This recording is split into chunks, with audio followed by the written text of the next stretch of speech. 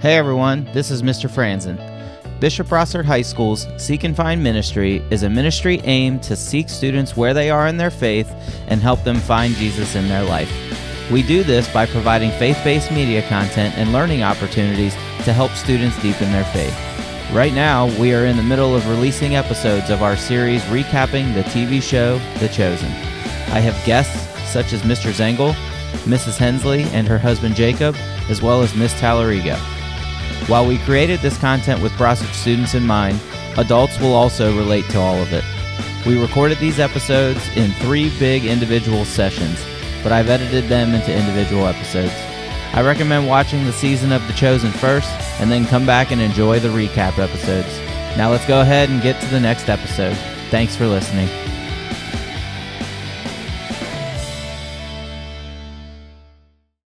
So that brings us to episode 5. Now this is where some of my memory gets a little murky between 5 and 6. So episode 5, luckily the title gives a lot of it away. So episode 5 was called The Wedding Gift. So this, we're going to meet some new characters again. We're also going to get to see Jesus, Mary's mother, portrayed for the first time, right? Or sorry. Wait, flip that one. Mary, Jesus' mother.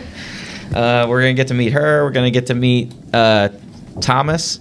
I think we see more of John the Baptist in this episode as well. So a lot's going to be happening here. He's assembled some people to go to this wedding.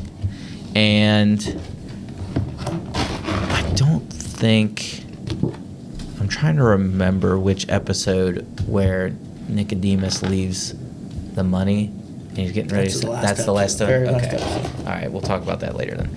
So they're going to this wedding, and it's implied that Jesus and Mary have known this family for a while, and they grew up in Nazareth together. They grew up next to each other, yeah. And so they're going to this wedding, and of course this is important because this is where Jesus turned. It's the wedding feast at Cana, and Jesus is going to turn the water into wine. But the way it's all portrayed, and I don't think we have any scriptural evidence that Thomas was in charge of the wine at this wedding, but it's a cool way to show how Thomas thinks and how he is known as Doubting Thomas down the road, because there's reasons he needs to see hard evidence in a way that Matthew also needed to see, all of us. But Matthew and Thomas are similar in that they are good with numbers, they're intelligent, they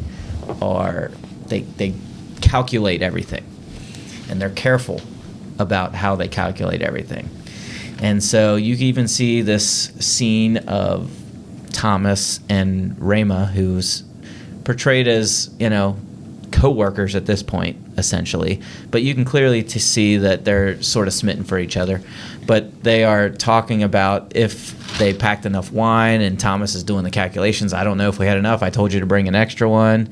And Rhema's like, it's fine. They gave us these numbers. We're good. So they go to this wedding. Of course, they run out of wine. And before I get into too much of what happens there, I'm guessing, so isn't it at the beginning of this episode we have a flashback of the finding of Jesus in the temple? Yes. So that sort of sets up an interaction between Mary and Jesus, sets up if you want to talk about it. So at the beginning we have Mary frantically going through a city marketplace, and she's asking anyone if they've seen a boy. If they've seen a young boy around the age of 12, he's been lost, and Joseph comes around the corner with Jesus, and Joseph makes Jesus apologize to Mary for not getting in with the caravan when they were leaving Jerusalem when they came for Passover. And Jesus makes the comment at age 12 when Mary says, why we didn't know where you were, and why were you there? Jesus makes the comment, Mom, if not now, when can I start acting the way I'm supposed to act? So even though we don't get to see this, we know that Joseph and Mary and Jesus have already talked about what Jesus is, who Jesus is, and what he has to do in this world. And Jesus is basically calling his parents out in public. Basically, which you should never do, kids. Didn't you know I was in my father's house? Didn't you know I was in my... If not now, when can I start doing this? Just tell me when. Which, in a way, is a beautiful thing that... I hope all of you students who are listening to this, your parents will listen to anything you have to say, but you also have to listen in return. So there might be a time where they say, you're too young for this. When you get here, we'll talk again. That's what Jesus wants. He just wants to know when. When is this about to happen? Mm-hmm. When can I start? So he makes this comment, if not now, when? And that's a key phrase, which Mary is going to throw back in his face at the end of this episode, which is unbelievable, right? Mm-hmm. That parents and kids, and we do this in return, right? As kids, we listen to something our parents say over and over and over again. We think that's the stupidest phrase in the world. But then when you get older and you throw it back in your parents' face, right? And we hold on to those phrases and think, even though they might have been silly, they meant something. And they always will find their way back into our rationale to mean something in the future. And that's the phrase, if not now, when? And so when they're proposing this solution, well, they're looking for help. Like, the word's kind of getting around. People are starting asking, I need another glass of wine. Where's the servers? Right. And so word's starting to get around. Mary recognizes this, and she's like, let's go get Jesus' help. And so that's when he calls her out. But, of course, the way the cinematography works, as Don kicks his mic over, the way the cinematography works, it, like, zooms in on her face, and she just says, after she asks, if not now, when, she goes, please. Yeah. And, of course, like, so you know this is a big moment. Like, this is reminding you of that same moment. Earlier in their life. And, of course, these two are sharing that. And then she goes, do whatever he tells you. And so that's when he fills them all up with wine. Thomas is like, how's this going to work? I love Thomas's face when Jesus is like, fill these purifiers up with water. And Thomas is like, are you kidding me? Again, you kidding me? Back in the classroom when you have that really one smart kid and they put in a group that they don't want to be with. They're like, oh, this is Mr. Zengel put me with these kids? And they're just standing there refusing to do anything. Like, they're not gonna figure it out. But Rhema, who's a big part of the story of the chosen, who's not really in Scripture, but we like her as part of the story. She has no wavering faith. Right. Once again, this great, woman who's portrayed in this is just having immediate, this is what we're gonna do. Yeah. Why wouldn't we do this? Exactly. But there's this cool moment where Jesus is asking Thomas questions. Once again, teaching through questions. He's asking him questions about the containers, isn't he? Purification. Yeah, the purification process. Why are these used? Because their stone is pure. And so he says to Thomas, give me a moment, or keep watching, I think is what he says. Right. Something like that. So Jesus says his little prayer. I don't think he actually uses words, but you can tell he's praying to his Father, sticks his hand in, and you can just see the wine running over his hand. Which is strange because when I just watched this episode again, I didn't realize, and when you go back and watch this episode, he actually squeezes his hand really hard. Mm-hmm. Which at first I just thought he was letting the water flow over his hand. Do you think that's foreshadowing? I think it's foreshadowing. Yeah. So do I. His blood is going to pour out of his body. Yep. It was just creepy when I watched. Creepy John, creepy. Creepy when I watched it. It was beautiful, and I was like, maybe that's why Thomas, because he asked Thomas to step out just for a minute. Right. He didn't want Thomas to see.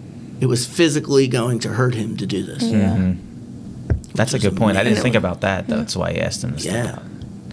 But they do show him with a little smirk. They do show him with a little smirk. Hey, look what I did. Yeah. And so he steps out and says, go draw water, or go draw and give it to the master, or whatever. Yeah.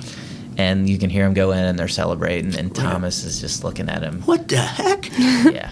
Yeah. So, and that's when we have the moment where, it's not just Jesus providing, he goes above and beyond, because the master of the banquet says, most places serve the bad wine last because people are drunk. But I come here and you save the best wine for last. And everybody's floored by this. And there's this interaction between Mary and Jesus where... across the crowd, looking at each other. It's beautiful. There's chaos going, but those two are just staring at each other. And she mouths, thank you. And he just nods in approval.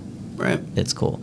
But you also get to see the apostles celebrating now. Now, Jesus is having fun. It's not all the pain and suffering. He's doing a little drinking, a little bit of dancing. Yeah, they're making fun of Andrew for not being able to dance, and he's got this corny little dance. They're doing this Jewish dance of some sort. And Jesus is playing with a group of kids, building things or hiding the ball underneath and saying, choose where it's at kind of thing. Mm-hmm. I'm trying to remember, too. So was it at the wedding banquet where you have that one picture that you gave me? Yeah. where it's Thaddeus, little James, Mary, and Simon are talking, and Yeah. I think Thaddeus and James are sort of, at least Thaddeus is, he's talking about how he met Jesus. How he met Jesus. And they were building a privy / latrine / a bathroom in modern terminology. And they're like, our Messiah was building a latrine, a toilet.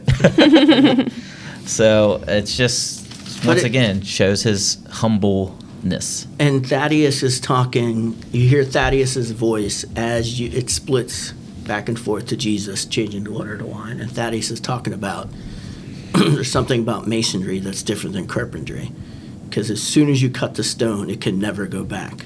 And he's mentioning things. It's not hard. It's just final. And then it shows Jesus looking at the water. The first cut into stone, and it can't be undone. It sets into motion a series of choices, a long journey to transformation into something more beautiful, something that is to come. And Jesus changes it into blood. That's awesome. It's just a beautiful statement. It is. So we've talked about the interaction between Thomas and Jesus. The line that Thomas used was, from the instructions you've provided, I see no logical solution to the problem. That's a Matthew comment. Yes, right? it is. So him and Matthew are going to be forever linked as to almost seeing the world cut and dry. Mm-hmm. Jesus says it's going to be like that sometimes, Thomas. And he uses his name again. I don't know if Thomas really knew that Jesus knew his name or anything. That scientific proof way of thinking. Like, Yes. I need proof. Sometimes a person, whether it's a kid or an adult who calls himself agnostic, sort of thinks that way. Like, I need to see it. I need to see something. I need to see it. I Well, need a sometimes sign you're not and a going to see wonder. it. When people think they need knowledge first and then faith will come. Mm-hmm. God be flipped. You got to have the faith first, and then Jesus will provide you with the knowledge that you need. Absolutely. The wisdom. So we have a follow-up here that we didn't talk about that I want to mention between Nicodemus and John the Baptist conversation, because they weren't done at the end of that one episode. So Nicodemus is sort of confessing to John the Baptist that he's looking at the world differently. He says, I'm looking in places I would never go because I'm searching for an explanation for something I cannot unsee. Right. John the Baptist says that he, speaking about Jesus now, because they have more, and he basically, they talk about Jesus of Nazareth, and they say he is here to awaken the earth, but some will not want to awaken. They are in love with the dark. I wonder which one you'll be. Yeah. Oh, I love that line. That's great. I love it. How many of us are like that? We're just so unwilling to allow. And we all speak from experience. We've had moments in our life where we were struggling in our faith, or just struggling to let God in. We're like Simon or like Nicodemus, and we're not letting God affect us. Right. And John the Baptist is challenging Nicodemus. Are you going to let the light in? Or are you going to choose to stay in the dark? You're going to stay and be comfortable? Or Make straight the way for the king, which is what he says. That's all he's doing. I'm not the miracle worker. I'm making straight the way. Absolutely. All right. Is that a wrap on episode 5?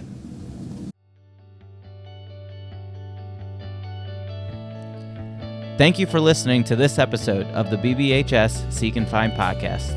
If you like what you heard, please like and share with a friend. Be sure to subscribe to all of our social media. You can follow us on Instagram and YouTube at BBHS.SeekandFind. You can also follow us on Facebook at Bishop Brasser High School Seek and Find Ministry. Once again, thanks for listening, and may God bless you today.